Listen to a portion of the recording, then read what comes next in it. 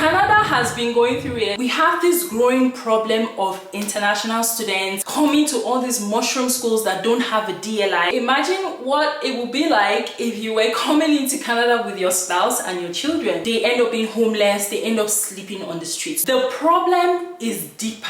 This love will never die. This faith reaches through the skies. You take my hand and walk me through the water. You take my hand and fly me through the valley. Hi everyone, welcome to my YouTube channel Ada Canada. My name is Nikki. If this is the first time you're coming on my channel, or if you're a returning subscriber, hi, welcome back to my channel. Welcome to another video. I hope that you do get to stick around to the end, watch this video, check out my other videos, also like this video, subscribe to my channel, share this video, okay? Tell a friend to tell another friend. You can tell your friends, you can tell your enemies about this video. Share this video with whoever. Let's keep pushing this channel forward. Let's keep growing this community. Today's topic for this video is about Canada, obviously, but in a different kind of a way. Canada has been going through it in the last few years. There's been a lot going on, but I think this year is like the heat was just turned up so much. There has been some revisions and reforms to study permits for immigrants, you guys that are coming to study in Canada next year. One of them has to do with proof of funds. I think I should just stop talking and show you the evidence. It would be a mistake to blame international students for the housing crisis, but it'd also be a mistake to invite them to come to Canada with no support, including how to put a roof over their heads. It's why we expect learning institutions to only accept a number of students that they're able to provide for, able to house, or assist in finding off-campus housing. In welcoming international students, we have a responsibility to make sure that students are supported when they come to our country. We also want to ensure that international students don't become victims of unscrupulous individuals who offer them inadequate living conditions, sometimes even at inflated prices. Ahead of September 2024, we are prepared to take necessary measures, including significantly limiting visas to ensure that designated learning institutions provide adequate and sufficient student supports as part of the academic experience. In order to achieve this result, it is imperative that we work together with provincial and territorial governments, learning institutions, and other education stakeholders so we can ensure international students are set up for success in Canada. Enough is enough. If provinces and territories cannot do this, we will do it for them, and they will not like the bluntness of the instruments that we use. Our aim is to strike the right balance between welcoming international students and making sure they have all they need to thrive. Basically, what the Minister of Immigration said in that video, I'm going to simplify it, is that first of all, they are planning on increasing the proof of funds requirements for a study permit or a study visa. So for those of you who are planning to come into the country starting next year, they will be increasing that study permit. So if you haven't already applied for a study permit, if you are going to apply for a study permit next year, just be rest assured that you would have to double the amount that you need on that proof of funds. So before, the amount for the proof of funds was $10,000. So you needed to have $10,000 for a single person, okay? Single person, $10,000 in a bank statement or a proof of funds to prove that you are financially capable of taking care of yourself when you come into Canada. With this new reform, that amount is doubled. It is now $20,635 for a single person. So imagine what it would be like if you were coming into Canada with your spouse and your children. The internet went wild when this news was released. It was literally, it's not even up to a week ago that it was released. A lot of blogs carried it. The news channel also carried it. When I went into the comment section, especially for the blogs, let's not even go there, okay? I had a headache reading comments from people who are not even Canadians, people who do not even live in Canada, people who have never even been to Canada, but they have so much to say about what is going on in Canada, which is very, very funny, might I add. First of all, a lot of people were speculating that the reason why Canada is making this kind of reform is because the UK made reforms to their immigration process some weeks prior, I think about a week or two prior to Canada releasing their own reforms. And so they feel that because people are kind of assuming that the UK does not want immigrants to come into the country, that's why they're trying to make things difficult. I don't really know much about the UK, to be honest. I don't even concern myself with the UK, so I'm not going to speak on that. But I'm going to say that if you are part of those people who are thinking that the reason why Canada is making these reforms is because they don't want you to come into the country, I think you are highly mistaken. First of all, what you need to understand is that it's not about you, okay? It's not about you. There is a downside to immigrants coming into the country, which I'm going to explain very soon, but it's not about you. The reason why Canada is doing this is not because they don't want you to come. You guys, immigrants, are contributing a lot to the economy of Canada. It's substantial amounts to Canada's economy. Don't just think that because they are doing this thing, they don't want you to come. No, the problem is deeper. The thing that Canada is facing right now is deeper, and it's not just about immigrants. So stop thinking that it's because they don't want you to come. That's not true. They didn't say they weren't going to give visas to international students. They just said that you need to increase the amounts that you're showing for the proof of funds. The reason why I feel, and I'm speaking as a Canadian because I am actually a Canadian, and I've been here long enough to understand what is going on because it's affecting everybody. So I feel from my own point of view that the reason why Canada is making this kind of drastic decisions is because of the problem that is going on in Canada. We have a serious problem with the interest rate, the Bank of Canada interest rate, and inflation and cost of living. There is inflation going on. It has been going on over the years. Things were a lot different about 8 years ago when I first moved into Canada.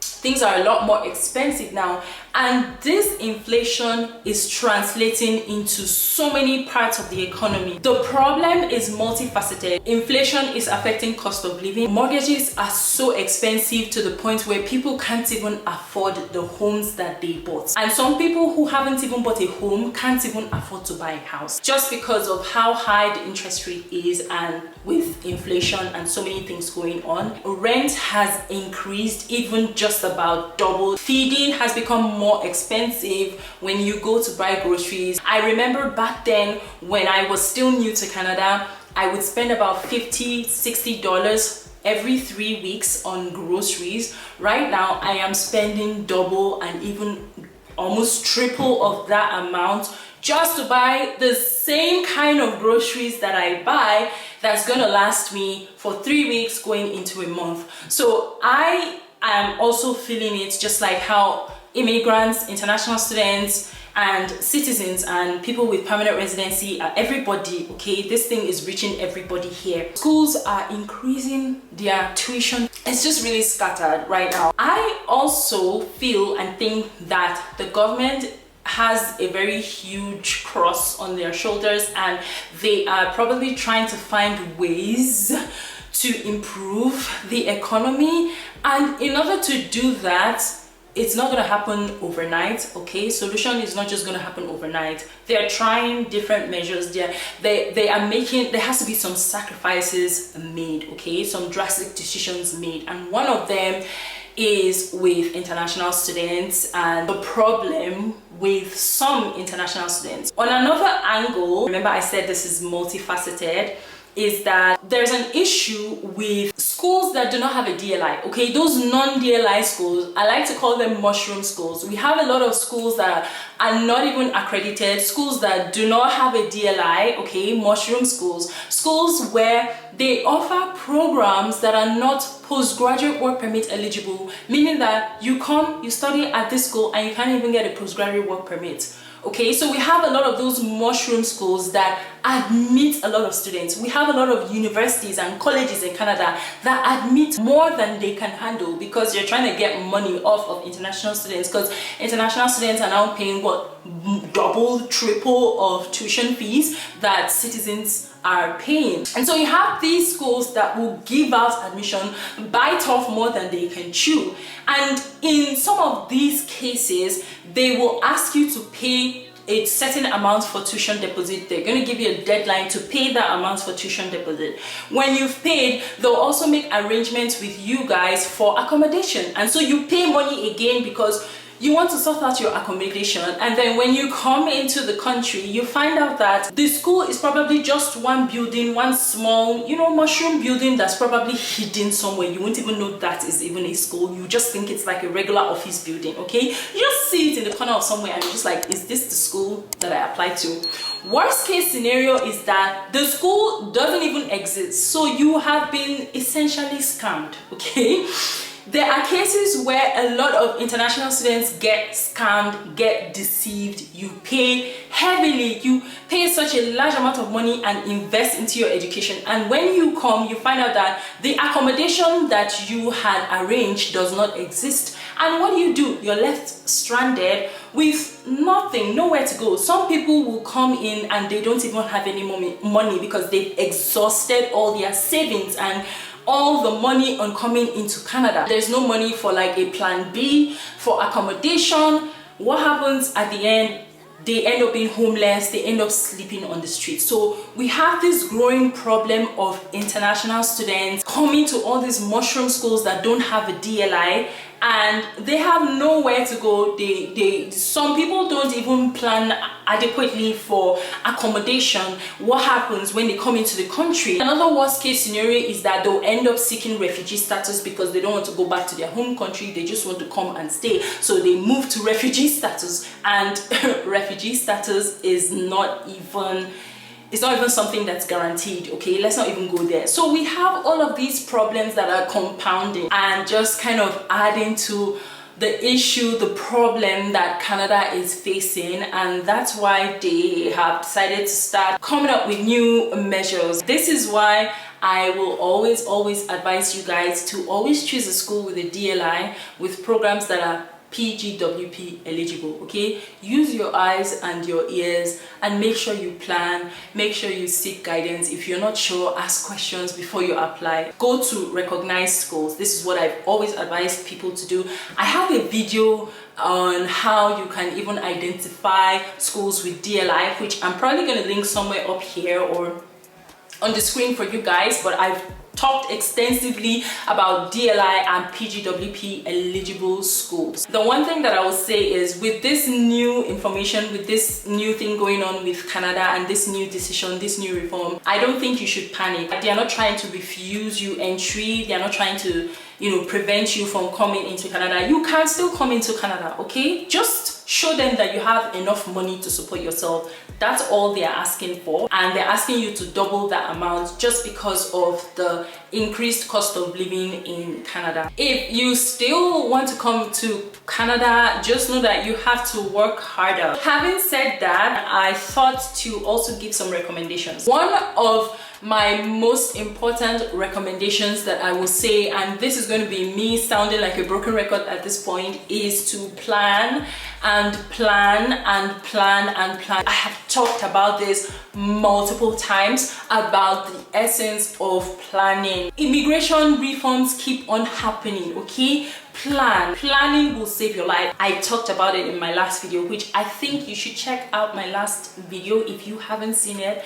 I will put it up on the screen for you. Guys, it's very important to plan. In the past, when I've talked about planning, I have said that plan up to a year in advance. Do your research, ask questions, okay? Read a lot, browse schools, look for videos on YouTube. And I used to say that you should plan up to 1 year in advance. So if you wanted to come study in Canada by next year September, you ought to have started planning. Right now we're in December, and I'm here to tell you that some schools will soon close the application window. So you should have been planning since 6 months prior, okay? 18 months to the time that you're supposed to come into Canada. So right now, with this new reform, I would say give yourself 2 years. Don't just get up one day after watching my video and decide, okay, I'm going to go to Canada. Like, plan effectively. Plan every strategy, cover every base that you want to cover. When you're planning, don't just stop at getting the visa. Do not plan up to getting the visa. You still have to plan what's going to happen after you've gotten the visa. What's going to happen when you finally come into Canada. Plan for how you're going to support yourself. How are you going to get a job? What types of jobs are available in that city or province that you're moving to in Canada. Plan for a side hustle. Try to learn something that you know is very profitable in Canada. For example, braiding hair, meal plans, like a handiwork kind of thing, because you can use that as a side hustle when you come here. Get creative in your planning. Also plan for your income, your expenses. How is it going to be like? How much you're going to be spending on rent? How much you are expected to spend on feeding? It's all part of the planning process. Don't just get up and just try to wing it or think that when you come into Canada, people are just going to help you. Don't just go in with the assumption that things are going to be easy. Just have your plan in place. If Canada doesn't work out, have a plan B to go somewhere else, and then from that place come into Canada. I have seen people who would go to, for example, the UK first of all, and then from the UK they move into Canada. If maybe the immigration seems like it's too expensive for you to bear and you've just spent a lot of money and it just hasn't worked out, it doesn't mean that you will never be able to come abroad. You can go to Europe if Europe is cheaper, and then from Europe come into Canada. You try again, okay? If Canada is your top destination, I'm just kind of like brainstorming a lot of ideas and a lot of suggestions that I have actually seen people do. I've seen people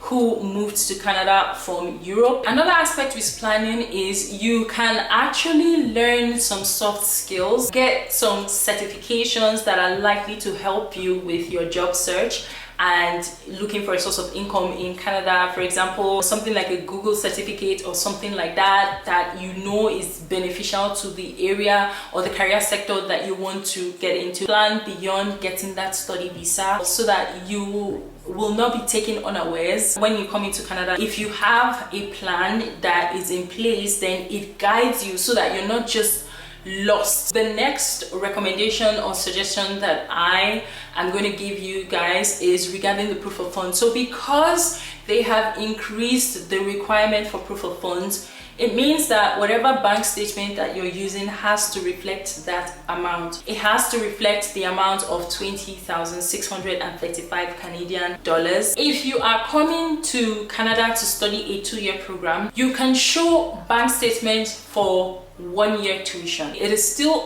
okay to show a bank statement that covers your 1-year tuition. If you are using a bank statement that does not belong to you, so maybe you have an uncle, an aunt, whoever is providing you with a bank statement that you're using to support your application, ensure that the money actually reflects what the proof of funds requirement is. Okay, this is just basic common sense. There has to be inflow and outflow of cash. Okay, it doesn't have to be only, don't use an account where it's only money coming in, that's inflow of cash, just so it doesn't look suspicious, because these people, IRCC, they have a way of verifying. They perform verification. So don't just submit a bank statement and think that it's not going to be verified. Even though there's inflow and outflow of cash, at the end of the day, the closing balance has to reflect what the requirement for proof of funds is. If you're going to use a sponsor, you can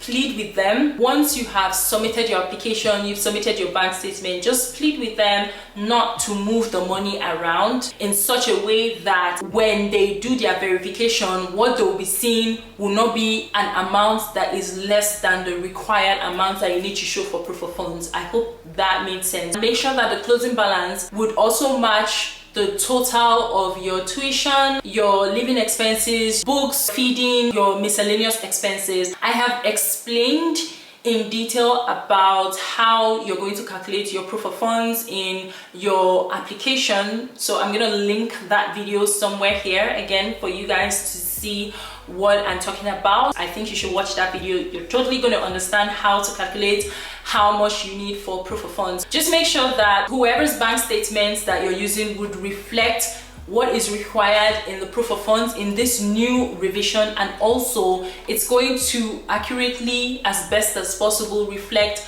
the total of your tuition and every other thing that you declare that's regarding finances in the study permit application. After everything that I've said, I think yes, if you still want to come to Canada, come to Canada. I hope that you found some insights. I hope that my recommendations are going to be helpful to you in making informed decisions about coming to Canada. Please like this video. Give it a thumbs up, okay? Come on. Subscribe to my YouTube channel, okay? There are so many of you out there who watch my videos, but you're not yet subscribed. Show some love, show some support. Subscribe to my YouTube channel. Also, turn on your bell notifications so that you will be notified the next time that I upload a video. I will see you guys in my next video. Stay safe, guys. Bye. That one place heaven made you, the secret place when you came through. I need you.